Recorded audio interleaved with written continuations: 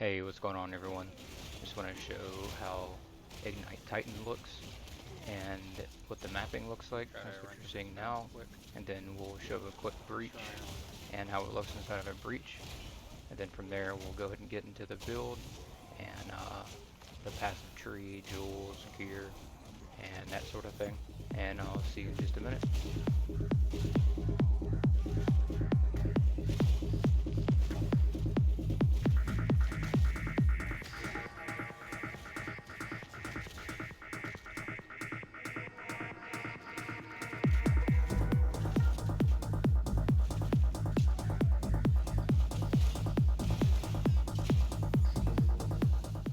Hey, what's going on everybody?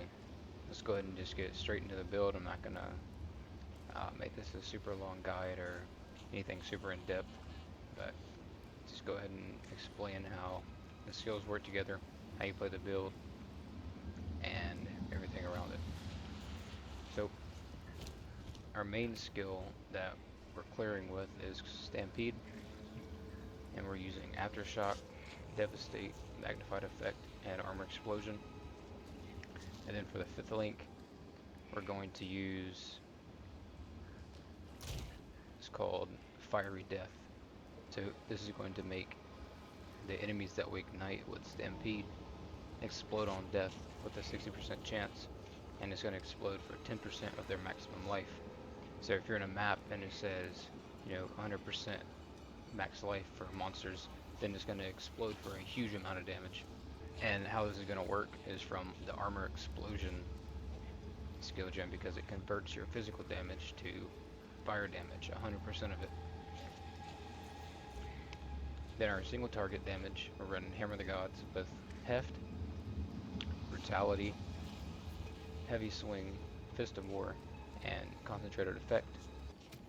Then for our war cries, we're running Infernal Cry and Seismic Cry. We're running Inspiration, Premeditation, and Raging Cry. Inspiration because it starts to cost quite a bit. Premeditation gives us just more damage on empowered skills. And then Raging Cry to try to generate a little bit more rage whenever we're in a boss fight or around a rare enemy.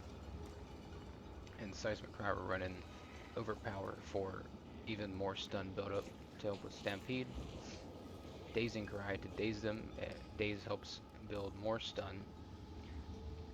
And Enraged War Cry, so whenever we actually use it, our attacks get even more damage with empowered attacks. Then whenever Hammer of the Gods is on cooldown, we're going to be using Sunder. And then with Sunder we're running Fire Exposure, Fire Infusion, Lacerate, and Searing Flame. Then we have Leap Slam with Holy Descent on it. Leap Slam will help you get out of dangerous situations, and it helps with mapping as well, so you can get across uh, certain scenarios of terrain that you just have to run around. Instead you can just Leap Slam over it. Then for our auras, we're running Herald of Ash with Cannibalism, Clarity, and Precision. Then we're running Overwhelming Presence with Herbalism, and ideally you want to have Vitality in as well. I just don't have enough Spirit at the moment to be able to afford using it. Overwhelming Presence is going to do is it's going to make enemies in your presence have a reduced ailment threshold, so it's going to make our Ignite even better, and it's also going to make enemies have a reduced stun threshold, which is going to help with our stun build-up as well. Then we're just running a Ancestral Warrior Totem with Armor Breaker in, Rupture, and Persistence. This is just going to help us deal even more damage to a boss whenever their armor is fully broken. We do more damage. And here's the passive tree. So our passive tree you can see here. We're just starting off with damage, coming into armor, going into block chance, coming down here for AoE. We're going up here getting skill speed. Skill speed helps with all your skills, not just attacking, but war cries, totem placement, everything. We're taking a couple nodes of two-handed damage. We're grabbing empowered attacks, do more damage, more aftershock. Come down here for this life node here. Come here, grab beef, and you want to grab these strength nodes around here because they give more strength than a normal strength node. And then come down here for more attack damage. And you want to get vocal empowerment, so your war cries empower an additional attack. And this is a ton of empowered damage here. Grab aftershock chance here. And we're going to come down here and grab Giant's Blood. This is important for the build, and you know, it lets you wield a two-hand in one hand, so you can use a shield. It's really good. Then we're going to grab these strength nodes here. It gives even more strength you're going to need for the Giant's Blood requirement. Then we're going to take this path down here for some jewel sockets. You can come down this way, but that was better to just path down this way. So you can grab this AoE node here. Then we're grabbing Iron Reflexes because you get inherent evasion when you level. You get 3, so it just helps with extra armor. You know, why not? Come down here, grab this socket, and then we're gonna grab 10% increased attributes to help with the Giant's Blood requirement. Grab this cooldown node up here. And then when this build really starts to shine is whenever we start doing our ignite. So we're gonna come up here, grab this penetration, and then when you heavy stun, it's gonna inflict fire exposure, and you're heavy stunning all the time with Stampede, so it just makes the build even better. Then we're gonna grab magnitude of ignite into a 40% chance to ignite. We're gonna skip this node here for an extra point for defense.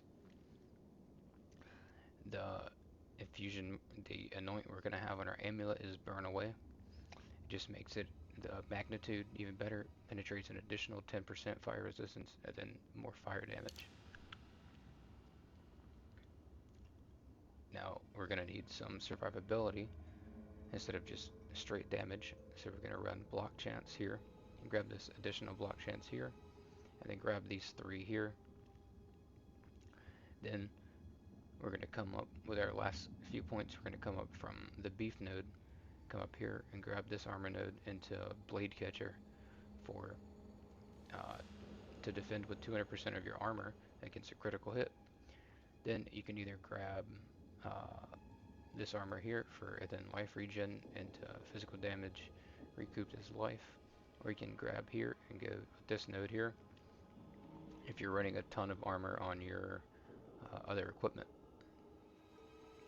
For our Ascendancy, the first 2 points you're going to want to come into here for 50% increased effect of small passive skills. It's going to make your tree 50% better, right? So this is huge. You're going to notice a big difference whenever you get this third one coming here for life. Then with your last Ascendancy points coming here to armor, just to help with more survivability. The jewels I'm running are, we have melee damage, more fire penetration, work rise speed, and then a little bit of bleeding duration to help with this Sunder, to help with the lacerate that we're running on Sunder. This one, life regen, block chance, melee damage, and then just some rage. You can see for here, it's basically fire, ignite, leech, and more fire penetration.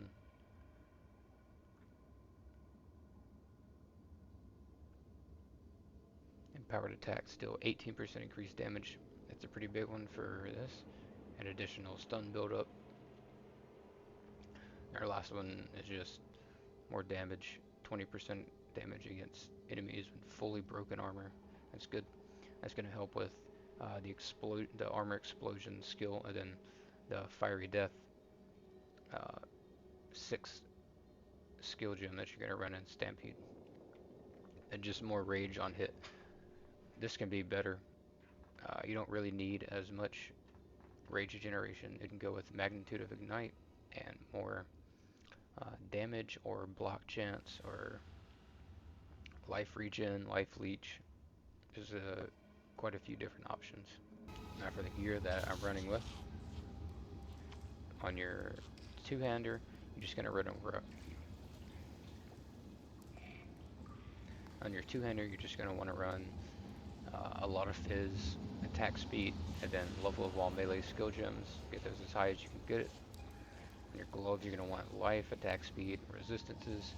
See if you can get some mana on them, then you can run 2% increase of life here, or you can put a chaos gem in it. Rings, we're trying to get, you want to get as much chaos resistance as you can, so you may as well get a good amethyst ring. Get fire damage on it to help out with the ignite, life, resistances, and then fizz, leeches life is good.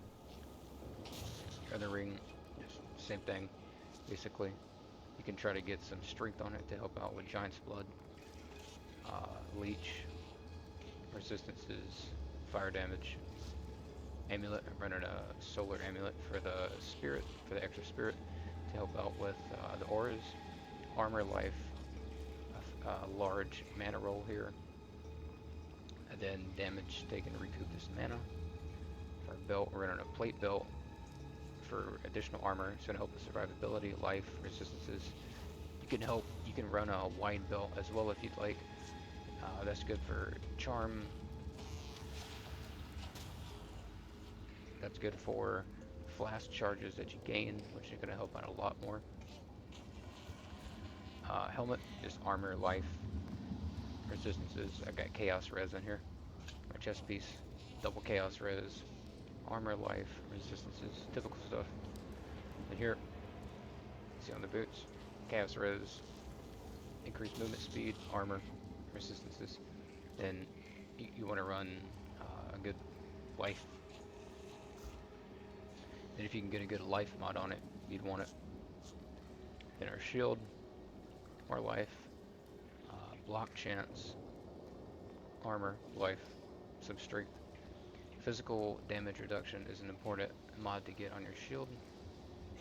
Just helps out even more with survivability than for a charm. We're just running a golden for extra rarity of items found.